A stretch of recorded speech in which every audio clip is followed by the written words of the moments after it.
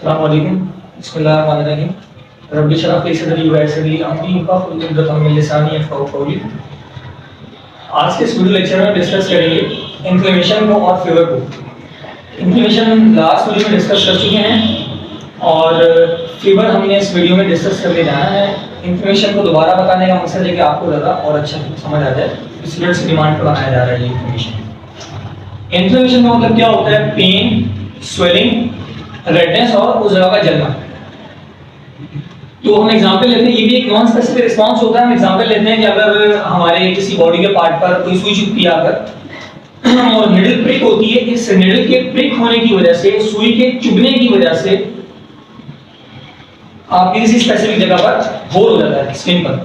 उसके होल होने से क्या होगा? तमाम उस निडल के साथ साथ निडल के एंटर होने से तमाम माइक्रोब, तमाम जो बैक्टीरिया होंगे वो भी एंटर हो जाते हैं हमारी बॉडी में। एज्यूम कर लेते हैं इस बात को, और वो हमारी जो first line of defence skin है वो उस तमाम पैथोजन को रोकने से नाकामयाब हो जाएगी, यानी कि वो उसको नहीं रोक पाएगी। हमारा फर्स्ट लाइन ऑफ डिफेंस उसको नहीं रोक पाएगा और वो माइक्रोब्स एंटर कर देंगे हमारे ब्लड स्ट्रीम में। तो जब माइक्रोब्स ब्लड स्ट्रीम में एंटर कर गए तो उनको खत्म करने का क्या तरीका है? लेकिन होता क्या है कि जब ब्लड प्रिक हुई उसके साथ साथ माइक्रोब्स भी अंदर आ गए। माइक्रोब जब अंदर आए तो हमारे ब्लड के अंदर से हमारे इम्यून सेल्स रिलीज करते हैं, दो स्पेसिफिक टाइप के सिग्नलिंग मॉलिक्यूल्स, जिनमें से एक का नाम है हिस्टामिन और दूसरे का नाम है प्रोस्टाग्लैंडिन्स।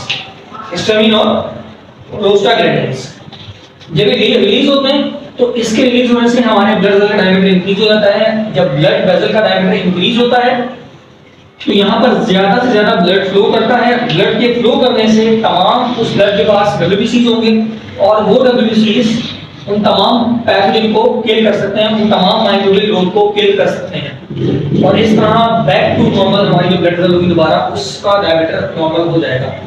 ये था इन्फ्लेमेटरी रिस्पांस, जिस तरह हमारे बॉडी में किसी माइक्रोबियल ग्रोथ को जो है खत्म किया जाता है इन्फ्लेमेटरी रिस्पांस के जरिए। तो दो सिग्नल के नाम बताए, दो सिग्नलिंग मॉलिक्यूल्स के नाम बताए। एक का नाम है प्रोस्टाग्लैंडिन्स और दूसरे का नाम है हिस्टामिन। इनकी वजह से क्या होता है कि ब्लड वेसल का डायमीटर इंक्रीज होता है और तमाम पैथोजेंस जिस एरिया में, उस इन्फेक्टेड एरिया में मौजूद होते हैं, यहाँ पर ब्लड का फ्लो बढ़ जाता है। जब ब्लड का फ्लो बढ़ता है तो ऑटोमेटिकली यहाँ पर उस ब्लड के पास डब्ल्यूबीसीज होंगे, व्हाइट ब्लड सेल्स होंगे, जो कि उस इन्फेक्टेड सेल को, उन तमाम पैथोजेंस को खत्म कर देंगे। आप जानते हैं जब प्रेशर बढ़ाना हो तो एरिया कम कर दिया जाता है और जब एरिया बढ़ा दिया जाए तो प्रेशर ऑटोमेटिकली कम हो जाता है। ये दोनों आपस में इनवर्सली। देखिए हम डिस्कस करेंगे फीवर रिस्पांस टू टेंपरेचर, कि हमारी बॉडी किस तरह फीवर के बिना रिस्पांस करती है। फीवर होता क्या है? फीवर कहा जाता है एलिवेटेड बॉडी टेंपरेचर को, जब बॉडी टेंपरेचर इंक्रीज हो जाए हमारे नॉर्मल सेट पॉइंट से, जो कि होता है 37 डिग्री सेल्सियस या 98.6 डिग्री फ़ारेनहाइट। फीवर को कहा जाता है एलिवेटेड बॉडी टेंपरेचर, यानी कि बढ़ा हुआ बॉडी टेंपरेचर। क्यों बढ़ता है ये? देखिए फीवर जो है ना होता है पायरोजेंस की वजह से। ये पायरोजेंस रिलीज होते हैं हमारे इम्यून सेल्स के अंदर से। फीवर या तो होगा एंडोजेनस रिस्पांस से या तो होगा एक्सोजेनस रिस्पांस से। एंडोजेनस रिस्पांस क्या होता है? जब हमारी बॉडी के ओन सेल्स सिक्रीशन, यानी कि हमारी बॉडी के सेल्स जो खुद के सेल्स हैं वो इन्फेक्टेड हो और वो रिलीज करें या वो सिक्रीट करें, आप कह रहे हैं क्या? पायरोजेन। क्या रिलीज करें आप? पायरोजेंस। तो जब हमारी बॉडी के ओन सेल्स, खुद के सेल्स, इन्फेक्टेड सेल्स रिलीज करेंगे पायरोजेंस, तो इस तरह उस कंडीशन को कहा जाएगा कि फीवर जो है ना वो एंडोजेनस पायरोजेंस को रिलीज करता है और ये कंडीशन कहलाएगी एंडोजेनस कंडीशन। एक्सोजेनस कंडीशन में क्या होता है कि जो हमारी बॉडी के सेल्स होते हैं, हमारी पूरी बॉडी है, वो एक्सटर्नल साइड से बाहर से किसी दूसरे माइक्रोब्स को लेती है या उन माइक्रोब्स की वजह से जो है ना बॉडी का टेंपरेचर इंक्रीज होता है। ये एक्सोजेनस भी हो सकता है और एंडोजेनस भी हो सकता है। पायरोजेंस क्या होते हैं? पायरोजेंस हमारी बॉडी के इन्फेक्टेड सेल रिलीज करते हैं। हमारे इम्यून सेल्स जो होते हैं, इन्फेक्टेड सेल्स, वो रिलीज करते हैं। पायरोजेंस हमारे इम्यून सेल के पास नहीं होते, लेकिन जब हमारे इम्यून सेल्स कांटेक्ट बनाते हैं और कांटेक्ट उनका होता है किससे? माइक्रोबियल ग्रोथ से, माइक्रो ऑर्गेनिज्म से, तो उस कांटेक्ट के बाद ये पायरोजेंस रिलीज होते हैं। उस कांटेक्ट के बाद ये पायरोजेंस रिलीज होते हैं। तो हम डिस्कस करते हैं एंडोजेनस पायरोजेंस को, जो कि होते हैं हमारे इम्यून सेल्स जो कि इन्फेक्टेड है, इम्यून सेल्स इन्फेक्टेड होते हैं क्यों? क्योंकि वो बैक्टीरिया या वायरसेस वगैरह उन इम्यून सेल्स के अंदर एंटर हो चुके हैं। तो एक सिग्नलिंग मॉलिक्यूल्स होते हैं पायरोजेंस में जो कि रिलीज होते हैं हमारे इम्यून सेल्स के अंदर से जब वो इन्फेक्टेड होते हैं किसी पैथोजन से, किसी बैक्टीरियल या वायरस की वजह से। अच्छा, फीवर में होता क्या है? देखिए हाइपोथैलेमस क्या करता है, जैसे ही ये पायरोजन रिलीज होता है हमारे सर्कुलेटरी सिस्टम में, हमारी सर्कुलेशन में, हमारी ब्लड सर्कुलेशन में पायरोजन रिलीज होता है, तो इसके रिलीज होने से ये एक्ट करता है हमारे thermostat of the body. Thermostat of the body जिसका नाम होता है हाइपोथैलेमस। क्या होता है? हाइपोथैलेमस हमारे ब्रेन का पार्ट होता है जो कि प्रेशर को और टेम्परेचर को रेगुलेट करता है, मेंटेन करता है।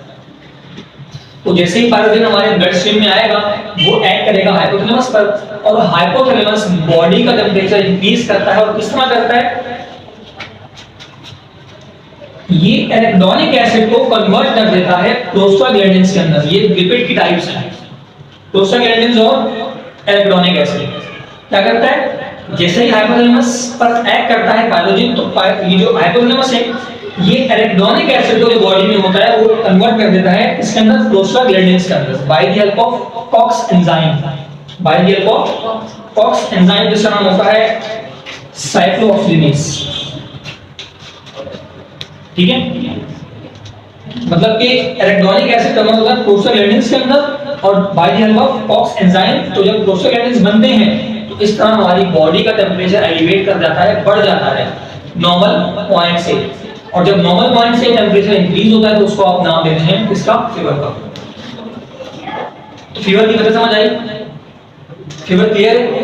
अच्छा, फीवर में आप कुछ एंटीपायरेटिक ड्रग्स लेते हैं। क्या लेते हैं? एंटीपायरेटिक मेडिसिन या एंटीपायरेटिक ड्रग्स लेते हैं, जैसे कि एसिडामिनोफेन फॉर्मूला है किसका? पैराडोल का। इसके अलावा आप ले लें आइबुप्रोफेन, ब्रूफेन का फॉर्मूला है। इसके अलावा अब बात कर लें एस्पिरिन। ये तमाम के तमाम ड्रग्स हैं जो कि एंटीपायरेटिक ड्रग्स कहलाते हैं। ये करते क्या हैं? ये इस एराकिडोनिक एसिड को प्रोस्टाग्लैंडिन में कन्वर्ट नहीं होने देते। यानी कि ये तमाम के तमाम जो एंटीपायरेटिक ड्रग्स होते हैं इसको साइक्लोऑक्सीजिनेज एंजाइम को इनहिबिट करते हैं। इसको क्या करते हैं? इनहिबिट करते हैं और एराकिडोनिक एसिड को प्रोस्टाग्लैंडिन में कन्वर्ट होने नहीं देते। तो जब एराकिडोनिक एसिड प्रोस्टाग्लैंडिन में कन्वर्ट नहीं होगा तो आपका बॉडी टेम्परेचर भी एलिवेट नहीं करेगा। आपका बॉडी टेम्परेचर भी एलिवेट नहीं करेगा। लेकिन कभी कभार आप कह लें कि बुखार का होना अच्छा भी होता है, क्योंकि इस एलिवेटेड बॉडी टेम्परेचर से आपकी बॉडी में जो बैक्टीरिया वगैरह है, तमाम माइक्रोब्स हैं, फंजाई वगैरह, प्रोटिस्ट, वो खत्म हो जाते हैं इस एलिवेटेड बॉडी टेम्परेचर से। अगर टेम्परेचर ज्यादा होगा तो इनकी ग्रोथ पर इफेक्ट पड़ेगा और इनकी ग्रोथ पर इफेक्ट पड़ने से इनकी शराब भी डिक्रीज हो जाएगी। तो कभी कभी जो है ये फीवर हमारी बॉडी के लिए अच्छा भी होता है।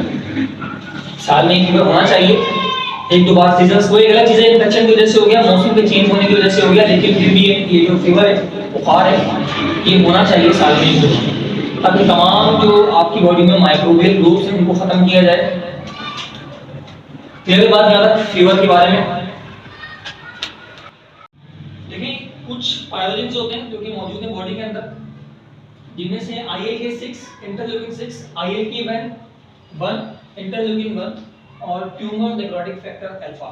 ये तीन टाइप के लिखे हैं मैंने।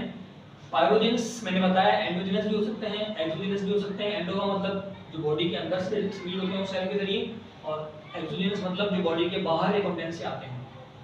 तो ये एंडोजेनस भी हो सकता है, एक्सोजेनस भी हो सकता है। मैंने यहाँ पर डिस्कस किया है एंडोजेनस पायरोजेंस को, किस तरह ये हमारे ब्लड में शामिल होंगे और ब्लड में शामिल होने के बाद ये हाइपोथैलेमस पर एक्ट करेंगे और हाइपोथैलेमस क्या एराकिडोनिक एसिड को प्रोस्टाग्लैंडिन में कन्वर्ट कर देगा by the help of enzyme COX. तो इस तरह हमारे बॉडी का टेम्परेचर राइज होता रहेगा नॉर्मल सेट पॉइंट। तो कितना है? 37 डिग्री सेल्सियस या 98.6 डिग्री फ़ारेनहाइट। इससे इंक्रीज हो जाएगा टेम्परेचर। जब इंक्रीज होगा तो ऑटोमेटिकली क्या होगा? उसकी इंक्रीज होने की कॉज होगा फीवर। जरूरी भी क्यों है? मैंने बताया आपको कि जब माइक्रोबियल ग्रोथ को खत्म किया जाए, लेकिन टेम्परेचर इतना भी ज्यादा नहीं होना चाहिए जिससे आपकी बॉडी में तमाम, आप जानते हैं एंजाइम को आपने पढ़ा ना, कि अगर एंजाइम हो बॉडी के अंदर तो टेम्परेचर अगर ज्यादा बढ़ता ही जाए तो अफेक्ट करेगा, एंजाइम की एक्टिविटी जो है ना उससे खराब हो जाएगी। ठीक है ना? तो एंजाइम इतना टेम्परेचर भी नहीं होना चाहिए कि टेम्परेचर बढ़ता ही चला जाए और हमारी बॉडी में एंजाइम डीनेचर हो जाए। तो अगर एंजाइम डीनेचर हो जाएगा तो बंदे की डेथ भी कॉज हो सकती है। सम टाइम इस फीवर की वजह से डेथ भी कॉज होती है टेम्परेचर के एलिवेट मुसलसल होने की वजह से। तो ये सारा फिनोमेना था फीवर का और इन्फ्लेमेशन को जो कि इस वीडियो में हमने डिस्कस किया। इंशाल्लाह आने वाली वीडियो में हम डिस्कस करेंगे थर्ड लाइन ऑफ डिफेंस।